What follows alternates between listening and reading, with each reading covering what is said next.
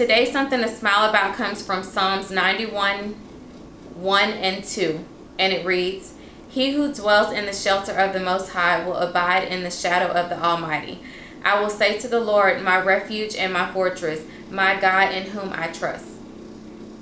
Now that's something to smile about. So I wanted to share this something to smile about today because I know that we are all going through a hard time concerning the COVID-19 virus, and it's important for us to lean on God and to find peace in Him and know that He is our refuge and our shelter who covers us on every side, and we can have the peace to know that we're going to get through this and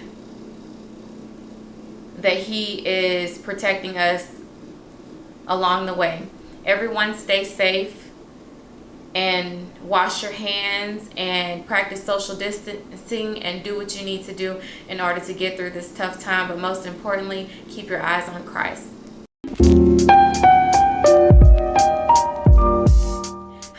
Welcome to the RDH Encore channel. I'm Nikisha and I'm a registered dental hygienist. Today I'm back with a video where I want to discuss the truth about toothpaste marketing. There's so many different types of toothpaste whenever you go down the dental aisle or the oral hygiene aisle at different stores, and it can get a little confusing.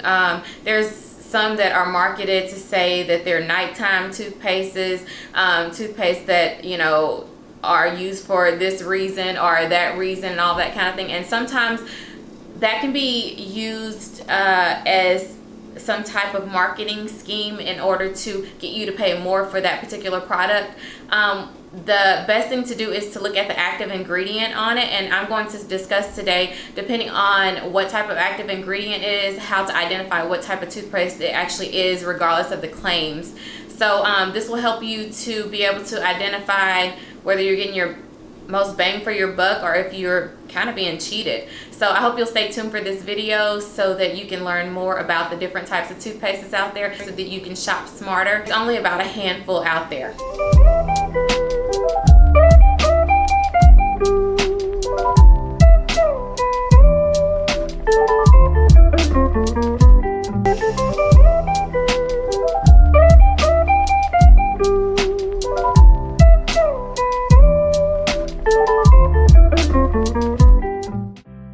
Number one is the anti-decay toothpaste. So anti-decay toothpastes are the most common. Most toothpastes contain this active ingredient, which is sodium fluoride. Sodium fluoride is one of the main ingredients that you'll find across the board in most toothpastes. It just basically means that it's going to help protect against cavities. It's going to strengthen the enamel. It's going to help remineralize the teeth. Another active ingredient that anti-decay toothpaste may have is stannous fluoride. But we'll get into that particular ingredient later. But the main active ingredient that anti-decay toothpaste have are sodium fluoride. So some examples of an anti-decay toothpaste would be Colgate cavity protection and Crest cavity protection. Type 2 is a desensitizing toothpaste. So the active ingredient that you would find in desensitizing toothpaste will always be potassium nitrate, and usually at about 5% or so. So this particular type of ingredient helps to desensitize the teeth from dental sensitivity or any type of hypersensitivity of the enamel. These types of toothpaste need to be used consistently. You have to make sure that you're using it uninterrupted. So you don't want to mix and match this with another type of toothpaste that has another type of active ingredient. So once you begin to use a sensitive toothpaste, you want to make sure that you continue on and use it so that you can get the optimal amount of results from it. Some examples of this particular toothpaste is Colgate Sensitive, Colgate Enamel Health, and also some of the Sensodyne products. So type number 3 is the anti-plaque and anti-tartar toothpaste. The types of active ingredients for this particular type of toothpaste would be zinc citrate and triclosan. Hopefully I'm saying that correctly, but these are the two active ingredients that you'll find in these types of toothpaste that gear towards preventing plaque, or preventing the accumulation of plaque, or allowing that plaque to build into tartar. In turn, that decreases the chance of getting any type of gum disease. Of course, the best way to prevent the accumulation of plaque and tartar is to make sure that you are using the best oral hygiene practices, such as brushing and flossing as often as you should. Brushing twice a day for 2 minutes every time you brush, flossing once a day. Also, even using an electric toothbrush to help to get rid of up to 70% more plaque than a manual toothbrush. So doing all of those things in order to get rid of the plaque. But these particular types of toothpaste claim to stop so much of the plaque and the tartar from accumulating. So, you know, it can be used as an adjunct aid in conjunction with those proper oral hygiene practices. So some examples of this particular type of toothpaste would be Colgate Total. It does have that ingredient of triclosan. Triclosan sometimes, I believe, is an ingredient that does not do well with some people. At least in the past it didn't. Sometimes that particular ingredient causes sloughing of the gum tissue, which would be causing like the gum tissue to kind of rub off a little bit. So you have to just be careful with that. If you have any type of gingival irritation or irritation of the gum tissue while using that particular type of toothpaste, then you want to, of course, stop using it.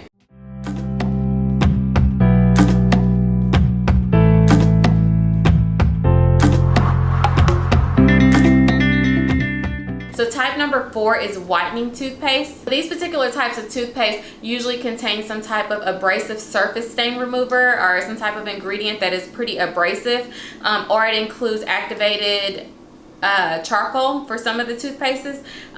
These particular ingredients kind of rub the tooth surface or abrade the enamel, and they cause the stain to be removed. Or the surface stain to be removed. In the case of activated charcoal, it binds to the stain and it causes it to be removed. Either way, using any of these types of whitening toothpastes habitually, more frequently than you should, or just way too long of a period of time, it can cause you to abrade the enamel too much. It can cause you to weaken the enamel. It can cause just harm to the tooth structure that's not necessary, and it's all for the purpose of kind of lightening the teeth up or just getting rid of the surface stain. So you have to weigh those pros and cons and see whether it's something that you want to use. But either way, I recommend that you don't use it for a long period of time or as frequently. Maybe use a couple of times a week or something like that. If you see that it's causing sensitivity, which a lot of these products usually do, you may want to, you know, hold back from them a little bit, stop using them so much, or get on that sensitive toothpaste. Just have to be careful with that type of toothpaste. A lot of times these are the types of toothpastes that they charge so much for. Marketing on whitening toothpastes are a huge deal because people think that instead of buying these white strips or buying these other types of whitening systems, that the toothpaste will get me where I need to go. Now, it's not going to do what a whitening system would do that uses hydrogen peroxide or some other type of whitening agent, because remember, these just specifically rub off the tooth stain. So you want to be careful with that and not fall into the trap of thinking that it's going to whiten the teeth, because it's not going to do that. It does no type of bleaching or anything like that. It just kind of lightens the teeth up by removing the surface stain. Some examples of this type of toothpaste would be Crest 3D White, Arm & Hammer, AdvanceWhite, or Hello Activated Charcoal Toothpaste. So those are 3 different types that are out there. Sorry, 3 different brands that are out there. Type number 5 is anti-gingivitis toothpaste. So these types of toothpastes usually include the active ingredient of stannous fluoride. So this is one of the newer types of toothpaste that have been developed and are out there on the market. Some examples of this type of toothpaste is Parodontax, Crest Detoxify, and Colgate Total SF, which stands for stannous fluoride. You may notice that these have hit the market in the last year or two. These are geared towards gingivitis. They help to prevent gingivitis, of course, along with proper oral hygiene practices like I talked about with the other toothpaste, that helps with tartar and plaque accumulation. You want to make sure that you're practicing proper oral hygiene practices such as brushing twice a day, flossing once a day, the stuff that I described before. And this is used in conjunction. The stannous fluoride is like an antibacterial ingredient that helps get rid of or reduce the amount of bacteria that would cause gingivitis. So this is a great thing to use. I usually recommend it to some of my patients who have issues with bleeding. A lot of times it does help with bleeding. I'll have them use this for a period of time to see if it helps with the bleeding. I do not recommend this, and it does not claim to help with any other type of gum disease, any more advanced type of gum disease, just basically gingivitis, which is stage 1 of gum disease. It's reversible type, not anything that involves bone loss or anything like that. So keep that in mind. You want to make sure that this is just straight up gingivitis, something that can be taken care of with brushing and flossing, just proper oral hygiene practices, and then this can be used as an adjunct aid. So that is the anti-gingivitis. So type number 6 is natural toothpastes. Now a lot of times natural toothpastes are out there and they are free of fluoride, so that's why they call them natural. A lot of times people, there has been debate years and years about whether fluoride is good for you, whether it's bad. I've seen both sides of it. People who've grown up with having fluoride in their water are, having access to fluoride, and then people who haven't, and then both of them have kind of issues with their teeth if it's one extreme to another. But either way, there are a type of toothpastes out there that are natural toothpastes, and they are free of fluoride. These types of toothpastes use other ingredients, natural ingredients such as coconut oil, tea tree oil, and what's another one? Xylitol, in order to help with some of the claims that some of the other not so natural ingredients that are in conventional toothpastes claim to do and actually do. Examples of natural toothpastes would be Hello Anti-Plaque and Whitening Fluoride-Free Toothpaste, Dr. Bronners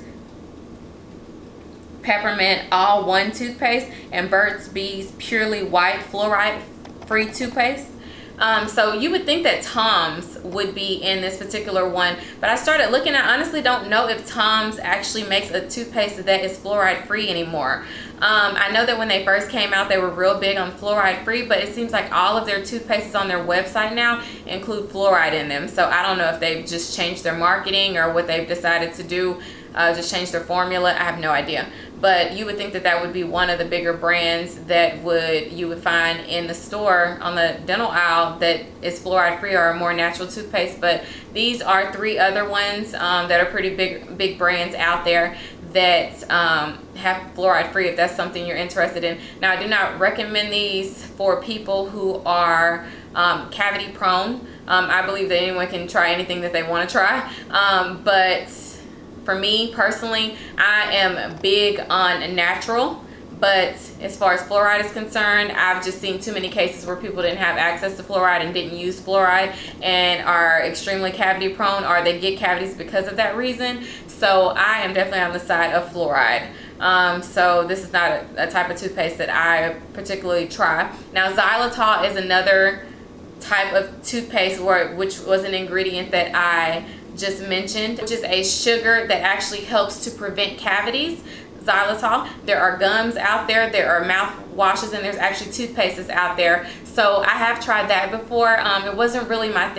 If you're big on fluoride free, then definitely give xylitol a try. Spree is a big brand that has a whole line of dental products that are strictly just xylitol, and they're free of fluoride, so give that a try. I don't think it'll hurt at all, and you may actually like it. So in conclusion, I really hope that this video was helpful for you. I hope this helps you not to fall into any of the traps of paying so much for just regular old toothpaste, or for toothpastes that have claims to do more than what they actually do. I really hope that you'll pay more attention to the active ingredients on the back of the toothpaste labels that tell you exactly what they're for. Regardless of the claims on the front, just disregard all of that and look on the back under active ingredients and make sure that you're being smart about what you're buying and where you're putting your money. So I really hope this was helpful. If you did enjoy this video and found it helpful, please hit the like button. Also, if you will, please subscribe to this channel if you haven't yet become a member of the RDH Encore channel. Also leave me a comment down below and let me know if there's some other types of toothpastes that I may have missed out there. If you tried some of these that I've mentioned, just leave me a comment down there and just let me know that you're there. I guess this is all that I have for today. Everyone stay strong, everyone stay safe, and do what you have to do during this time to stay encouraged and know that God, He's going to protect us and He's going to get us all through this. And until next time, everyone, take care and remember to let your smile shine. Bye.